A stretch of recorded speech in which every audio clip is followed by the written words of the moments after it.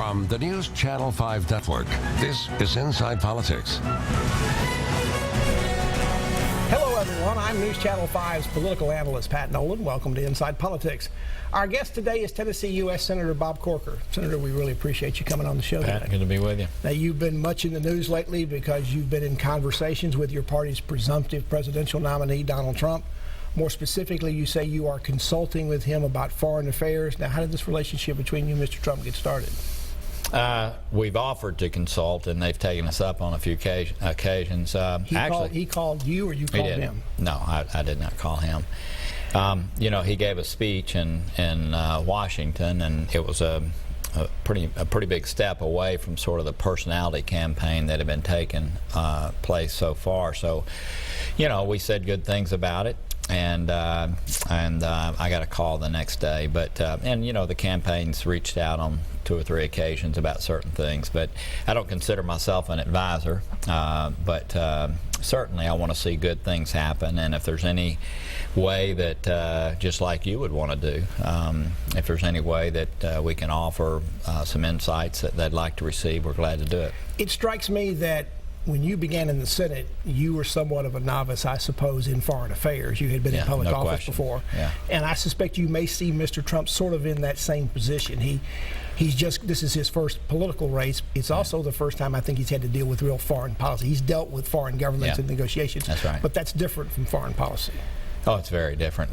Pat, I've been to 70 countries now. Of course, many of them over and over and over again because, you pay more attention to the problems than you do the opportunities, just like you do in business or here.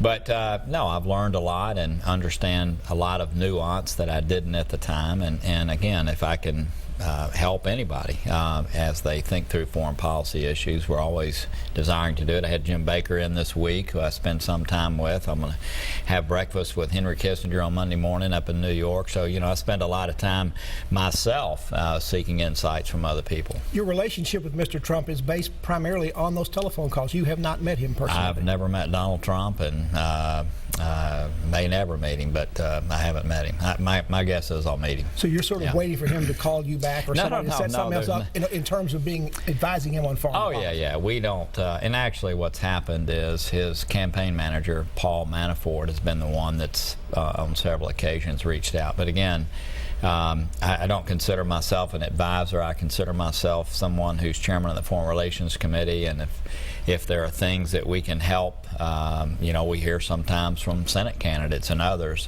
we're more than glad to do so. Now, he's the presumptive Republican nominee for president, and you're going to support him because you're a Republican. I've always planned to support the nominee, and I think we're in that phase, Pat, where all of us are wanting to hear a little bit. I think, this campaign is interesting in that it was backwards.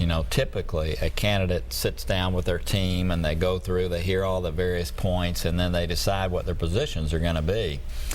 In this campaign, because there were 17 candidates, it became quickly a personality campaign. I mean, I can't even remember the policy issues, most of them espoused, but I do remember the personalities. And so what's happening is the Republican primary voters chose, Mr. Trump because I think of his personality. He was irreverent. He was, against the status quo. He's Donald Trump. And so now what's happening is there's, I think, a real effort in their campaign to develop more concrete policies, and you're beginning to see that roll out right now. I saw an article where you compared, or at least there was some comparison between Donald Trump and Mr. Baker, James Baker, that you had come to your committee. Where do you see that comparison? Well, I see it in this. If you look at where foreign policy has been in Washington, you've had sort of the neocon side on the Republican side since about 2000. On the Democratic side, you've had this sort of liberal. Don't go there. Activist. It's really two sides of the same coin. Okay, it really is. And so what I see in some of the things that he said was some realism creeping back into Republican policy. It's much like Bush 41 and Jim Baker. I had breakfast with Jim yesterday, and we talked a lot about this. But I saw elements of some realism creeping in, which, by the way, I think would be very healthy for U.S. foreign policy. And so, yes, and of course, I'd like to see that that, fleshed out, and I'd like to see some more detail. Your name, of course, because you've had this one telephone conversation, you immediately go into the short list for being on the vice presidential list for Mr. Trump, or maybe even Secretary of State. Do you have any interest in either one of those positions? Look, I have no reason to believe I'm being considered for any position right now, and as we were talking before we came on. And you don't run for vice president. No, you have absolutely no control over it, and certainly I would say actually running for it is a negative thing to do. So, look, but I have no reason to believe I'm even being considered. You mentioned Mr. Trump's foreign policy address. After he made it, you made some nice comments about it. You were among the few, maybe the only elected official I heard who liked what he had to say. What are you seeing in what Mr. Trump is saying that nobody else is seeing? Well, obviously, there were some things that people didn't like relative to the references to NATO and certainly South Korea and Japan to getting nuclear weapons. There's been comments that, to me are not what our foreign policy should embrace. But again, what I heard was, just like in Egypt, I thought we threw Mubarak over way too quickly.